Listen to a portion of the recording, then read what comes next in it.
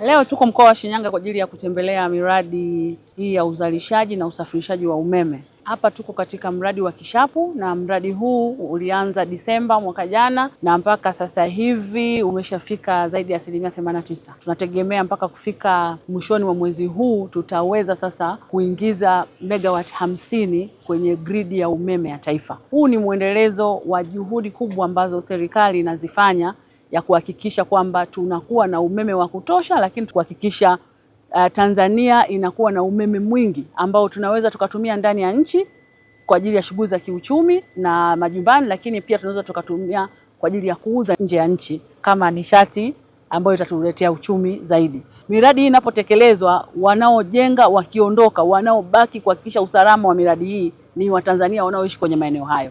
Ni lazima waone kwamba wao wamekuwa sehemu ya uendelezaji na ujengwaji wa miradi hii. Mradi huu umeanza kutekelezwa toka mwaka 2023 mwishoni na umekuwa na awamu kama mbili.